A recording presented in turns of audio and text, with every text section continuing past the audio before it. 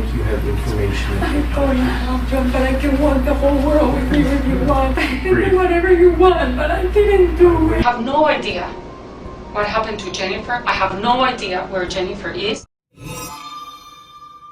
Hi, welcome to Art Talkers. Kali ini saya mau ngebahas kasus yang lumayan panjang tapi menarik, dan kasusnya ini masih menjadi request kamu semua. Saya akan bahas segala request kamu yang memang masih diizinkan sama YouTube ya. Maksudnya ceritanya tidak melanggar ketentuan dari YouTube. Kasus kali ini yaitu tentang Jennifer Dulos dan mantan suaminya. Ini kasusnya sangat terkenal dan udah banyak yang bahas, dan pada September 2020 hampir 80 orang minta saya untuk mengcover cerita ini. Bahkan masuk ke tahun 2021 sampai ratusan dari kalian minta saya bahas kasus ini. Cukup seru sih kalau menurut saya. Sebelum kita lanjut, dukung dulu channel ini dengan mencet tombol subscribe dan juga dinyalain notifikasinya supaya lain kali kalau misalnya saya upload sesuatu yang seru, kamu jadi orang pertama yang tahu. Lahir di New York City pada 27 September 1968 dengan nama Jennifer Farber. Dia lahir dari keluarga yang cukup kaya raya. Ayahnya menjadi pria termuda sebagai orang penting di Chase Manhattan Bank. Bahkan sang ayah punya banyak jaringan perusahaan di bidang konsultan keuangan. Ibunya Jennifer punya gelar doktor dan membuka tempat pendidikan bagi anak-anak yang kurang mampu. Jennifer dan ibunya terjun langsung dalam memberikan edukasi dan beberapa program lainnya yang didukung sama pemerintah. Jennifer ini punya satu orang kakak yang cukup akrab sama dia. Walaupun hidup bergelimangan harta, orang mendefinisikan Jennifer sebagai pribadi yang rendah hati, nggak sombong, dan sangat hangat. Dia punya senyum yang bisa menular kepada siapapun. Kalau berbicara sangat lembut tapi tegas. Dia juga smart dan cerdas. Jennifer punya hobi menulis. Dia memiliki buku dan blog sendiri saat itu. Makanya gelar S2-nya di New York University adalah jurusan menulis.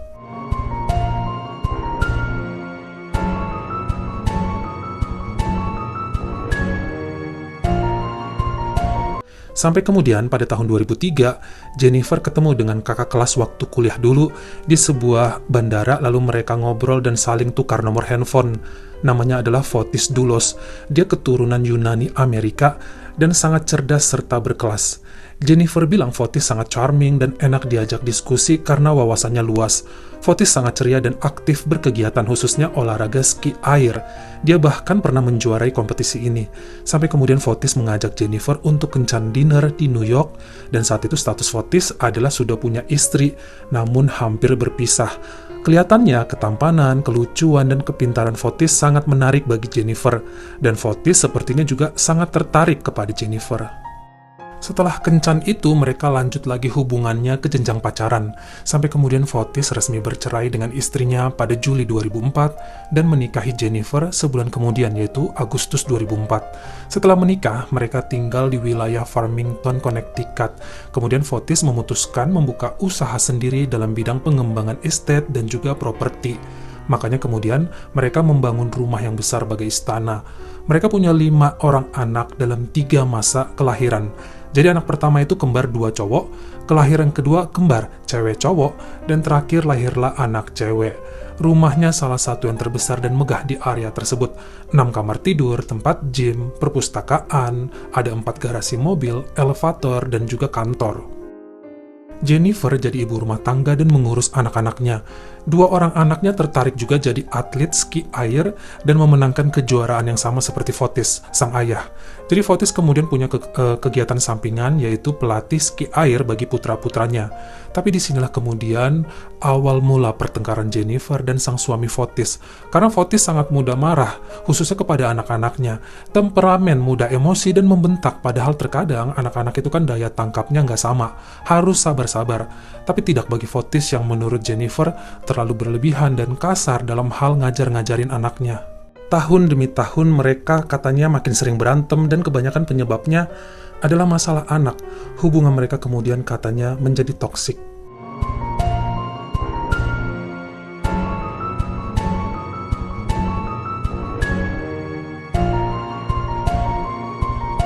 Karena sering bertengkar, akhirnya Fotis, sang suami, sering keluar kota dengan alasan pekerjaan maupun kompetisi ski air. Dan kelihatannya bagi Jennifer ya nggak apa-apalah biar rumah agak tenang sedikit. Karena sebenarnya untuk mengurus 5 orang anak yang usianya hampir sebaya dan masih di bawah 12 tahun cukup lelah.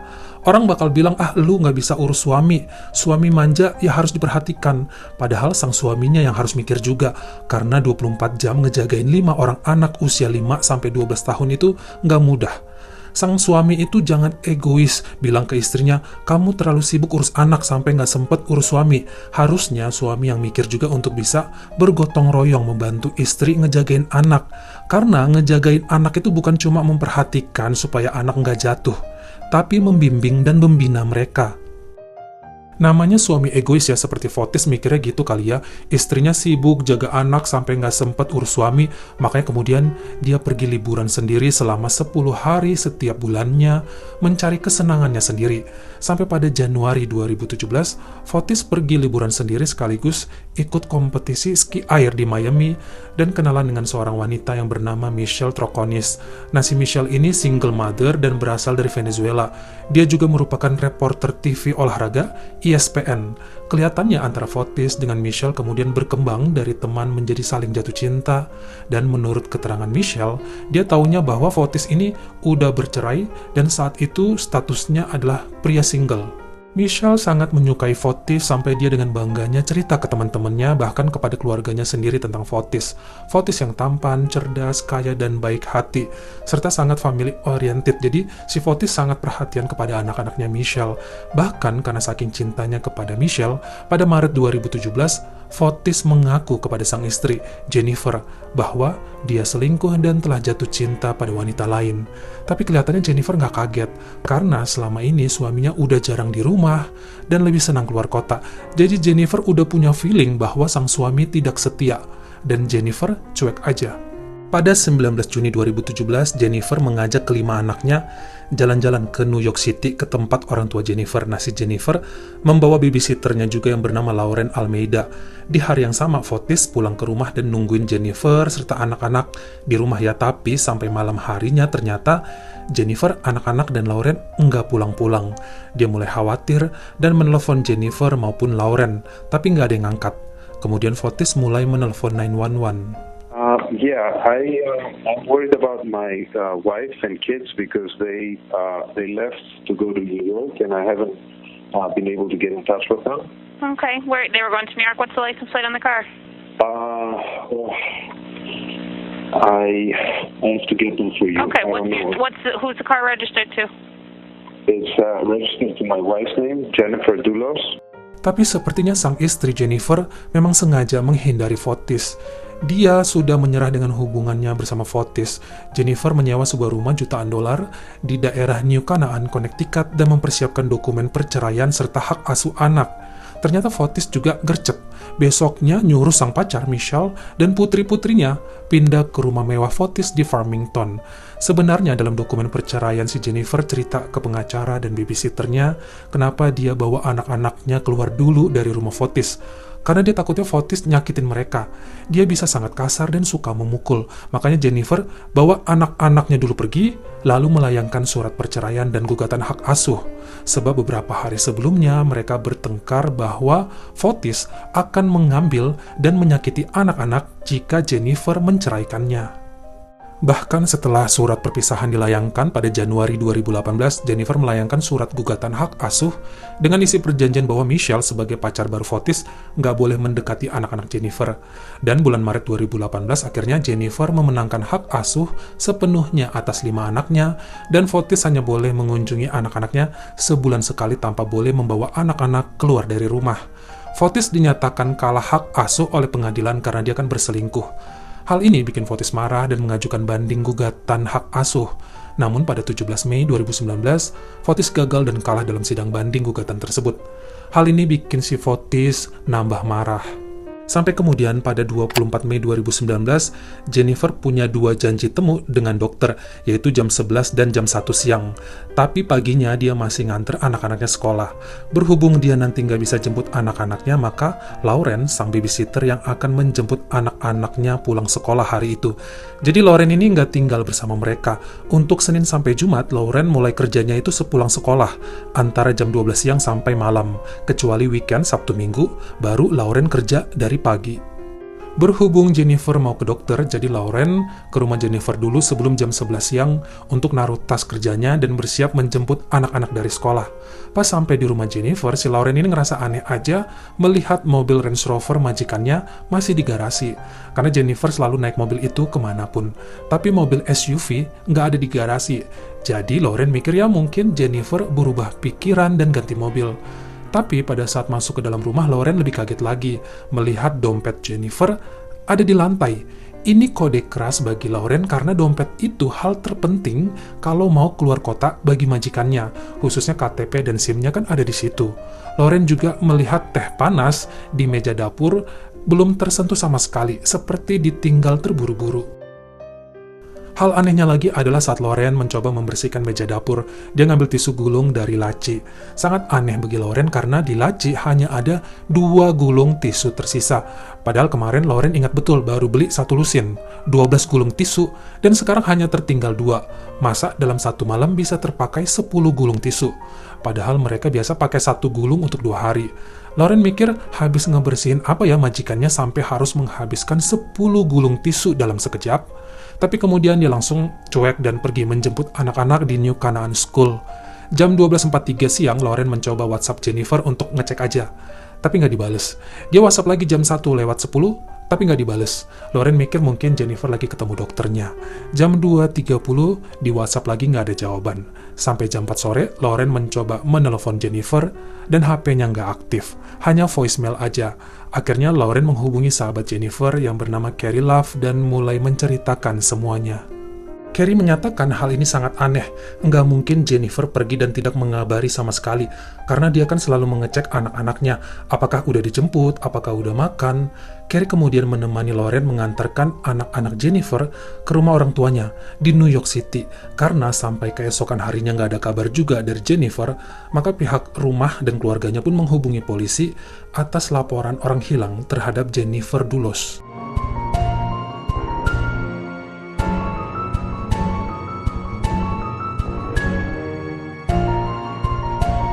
Pihak kepolisian kemudian mendatangi kediaman Jennifer dan menemukan noda darah yang sudah menghitam di dalam garasi.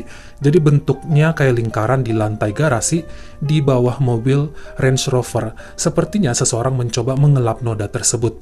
Noda menghitam juga ditemukannya di bagian luar tempat sampah di halaman depan.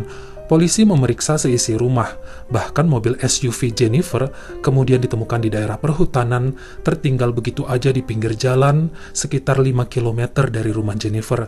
Maka pencarian besar-besaran yang melibatkan anjing pelacak dan beberapa helikopter didatangkan, menyisir daerah di sekitar mobil SUV ditemukan, namun tidak menghasilkan apa-apa dan menjadi pemberitaan yang besar saat itu di media. Polisi kemudian mendatangi rumah mantan suami Jennifer, yaitu Fotis. Namun Fotis mengatakan nggak tahu di mana Jennifer, tapi Fotis katanya bakal datang ke kantor polisi untuk memberikan keterangan yang bisa membantu polisi menemukan Jennifer. Tapi sayangnya keesokan harinya, Fotis dan pengacara yang juga sahabat Fotis bernama Ken Mauhini menolak memberikan keterangan apapun kepada polisi. Cukup aneh, padahal Fotis sendiri yang janji mau kasih informasi supaya bisa bantu menemukan Jennifer. Sekarang kok kayak takut mau bicara. Sahabat Jennifer yang bernama Carrie tadi menjadi juru bicara keluarga Jennifer, khususnya dalam menangani pemberitaan media. Selebaran orang-orang hilang pun ditempelkan di mana-mana. Of any information about her whereabouts or concerning her disappearance, please contact the New Canaan Police or the Connecticut State Police and help us find Jennifer. Sampai beberapa hari setelah hilangnya Jennifer, akhirnya pengadilan menjatuhkan hak asuh kelima anak Jennifer sepenuhnya didapat oleh ibunya Jennifer. Kemudian polisi mendapatkan juga hasil CCTV di lokasi mobil SUV Jennifer ditemukan. Perkiraan polisi, apapun yang menimpa Jennifer terjadi antara pukul 8.05 sampai 10.25 pagi. Jadi sesaat sebelum babysitter Lauren tiba di sana. Polisi juga mengecek keberadaan terakhir handphonenya Jennifer. Ternyata HP-nya ada di rumah sepanjang hari kejadian. Polisi menanyai sang babysitter Lauren tentang hubungan Jennifer dengan mantan suaminya, Fotis. Lauren menjelaskan bahwa Fotis suami yang keras, pemarah, suka mukul dan menakutkan bagi keluarga. Sementara Jennifer tipe yang tenang, suka menangis diam-diam dan tidak menyukai konfrontasi. Dia lebih suka mengalah dan menghindari keributan, khususnya di depan anak-anaknya. Saking tersebarnya berita ini di TV dan media sosial, banyak warga mulai memberikan kepingan-kepingan informasi. Bahkan ada warga yang menyatakan melihat pria mirip Fotis di hari kejadian membuang sesuatu ke tong sampah. Dan setelah dicek CCTV sekitar, memang kelihatan seperti Fotis yang mengeluarkan beberapa benda dari mobilnya dan memasukkan ke tempat sampah. Bahkan seperti asal naruh gitu aja di depan sebuah toko dan membuang di got yang alirannya kencang. Terlihat juga seorang wanita membersihkan pintu mobil, lalu membungkuk mengutip sesuatu dari trotoar jalan. Dan wanita tersebut mirip dengan pacarnya Fotis, yaitu Michelle Troconis. Saat polisi bersama anjing pelacak mendatangi tempat-tempat sampah itu, mereka menemukan tisu, spons, dan pakaian wanita yang ada noda darahnya. Bahkan di got yang besar, mereka menemukan sebuah plat kendaraan aneh, 5T6WBU.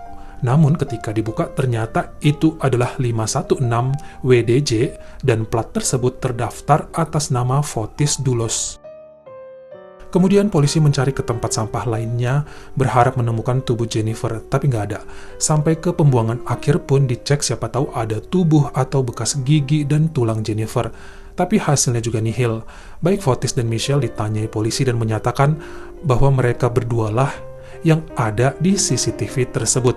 Tapi mereka habis bersih-bersihin rumah dan yang mereka buang itu kotoran dari dalam rumah. Mereka tetap tidak mengaku terlibat apapun dengan hilangnya Jennifer. Sampai kemudian 1 Juni 2019, polisi tetap menangkap mereka berdua dan bertanggung jawab atas menghilangnya Jennifer Dulos. State police arrested Fotis Dulos at his Farmington home wearing a gray t-shirt with no expression on his face. Police have found a lot of evidence, including her car, bloody clothes, but there has been no sign of a body. Karena masih dugaan, kemudian Fotis dan Michelle pun bisa dibebaskan dengan membayar jaminan sampai penyelidikan selesai dulu. Fotis kemudian muncul di berbagai media untuk membersihkan namanya. Dia tetap mengaku nggak bersalah atas hilangnya Jennifer. Fotis menyatakan dirinya diperlakukan tidak adil dan seperti narapidana aja, padahal tidak ada bukti konkret dia pelakunya. Hasil penyelidikan polisi, seharusnya mobil truk hitam ini biasa dipakai karyawannya Fotis untuk bertemu klien. Nah, biasanya Fotis lebih suka naik Toyota merah. Namun ternyata CCTV di area mobil SUV Jennifer ditemukan pagi itu ya, terlihat ada Toyota merah. Jadi kemungkinan truk hitam ini dipinjam Fotis dari karyawannya hanya untuk membuang sampah-sampah kejahatannya aja. Polisi mencari Toyota merah di rumah Fotis tapi nggak ketemu. Ternyata ada di kantor Fotis dan kelihatannya sudah dicuci bersih. Polisi kemudian mengetahui tempat pencucian mobil di mana Toyota merah itu dibersihkan. Salah satu karyawan cuci mobil mengatakan melihat karpet mobil Toyota tersebut ada bekas noda hitam seperti darah kering. Namun kemudian Fotis membeli karpet baru dan membuang karpet lama tersebut di car wash. Tapi sekarang udah nggak ketemu di mana karpet lamanya itu. Menurut forensik, berdasarkan darah yang ada di garasi, kemungkinan Jennifer sudah nggak hidup lagi sekarang. Detektif kemudian mulai menekan Michelle untuk memberikan pengakuan. Sampai akhirnya Michelle mengaku hari kejadian dia ditelepon sama Fotis untuk datang ke rumah Jennifer bantu bersih-bersih. Michelle melihat Fotis dan pengacaranya, Ken, sedang mengelap dan membereskan sesuatu. Michelle nggak berani banyak tanya saat itu karena takut sama Fotis. Menurut penyelidikan polisi, ternyata Fotis ini punya hutang $2,5 juta atau 35 miliar rupiah dari ayahnya Jennifer untuk menguatkan bisnisnya. Karena ayahnya Jennifer kemudian meninggal nih pada tahun 2018, ibunya Jennifer menuntut ke pengadilan agar Fotis mengembalikan uang tersebut setelah ketahuan dia selingkuh dengan Michelle. Bahkan Fotis kemudian diketahui punya hutang $7 juta atau hampir 100 miliar rupiah dari bank dan sudah jatuh tempo. Ibu Jennifer ternyata diketahui telah mewariskan dana kepada 5 anak Jennifer senilai $2 juta untuk pendidikan mereka. Inilah yang dinilai polisi jadi motif bagi Fotis menghabisi nyawa Jennifer. Fotis ingin mendapatkan hak asuh anak-anaknya dan mencairkan warisan $2 juta itu guna menutupi hutangnya di bank. Sampai kemudian ada seorang pria yang membuat pengakuan di kantor polisi, mengatakan melihat Fotis dan temannya yang pengacara, Ken, di suatu bar sebelum menghilangnya Jennifer. Tanpa sengaja mendengar obrolan Fotis dan Ken tentang rencana menghilangkan nyawa Jennifer. Setelah diperiksa CCTV bar tersebut, benar aja mereka ada di sana. Hingga kemudian pada September 2019, baik Fotis, Michelle, dan Ken ditangkap lagi. Michelle dan Ken kemudian diadili dan dihukum atas konspirasi kejahatan. Fotis dan Michelle keluar dengan membayar jaminan $6 juta, 80-an miliar rupiah lah, yang dipinjam dari rekanan perusahaannya. Namun Ken tidak punya uang dan tetap mendekam di penjara. Pihak pengacara Fotis bahkan berteori Jennifer masih hidup dan sengaja men-setting semuanya supaya Fotis dan Michelle dipenjara. Saat persidangan final akan dilaksanakan pada akhir Januari 2020, ternyata pihak pengacara ini nungguin Fotis, tapi dia nggak muncul-muncul. Akhirnya, polisi mendatangi rumah Fotis dan menemukan Fotis di dalam mobilnya di garasi. Fotis sengaja mengunci semua pintu garasi, mengunci diri dalam mobil, dan dengan menggunakan selang vacuum cleaner, dia menyambung knalpot kendaraannya ke dalam mobil. Dia keracunan dan tidak sadarkan diri dengan kesengajaan. Fotis menghembuskan nafas terakhirnya dalam perjalanan ke rumah sakit, dan kemudian memang akhirnya cuma Michelle dan Ken yang dipenjara tanpa boleh lagi bebas dengan jaminan. Pada Januari 2021, polisi merekrut seorang pria yang bernama Bob Perry yang bekerja sebagai bone finder, pencari tulang belulang di area rumah Jennifer, dan dibantu sama pihak kepolisian dan juga anjing pelacak. Mereka kerja keras lagi, namun tetap tidak menemukan tubuh Jennifer. Padahal polisi memang sudah memastikan dari semua barang bukti bahwa Fotis dan Ken jelas yang telah menghilangkan nyawa Jennifer. Bagaimana menurut kamu tentang kasus kita yang panjang kali ini? Kira-kira di mana mereka menyembunyikan tubuh Jennifer? Kamu komen di bawah. Kalau kamu suka sama video ini, jangan lupa ya klik like dan juga tombol share-nya.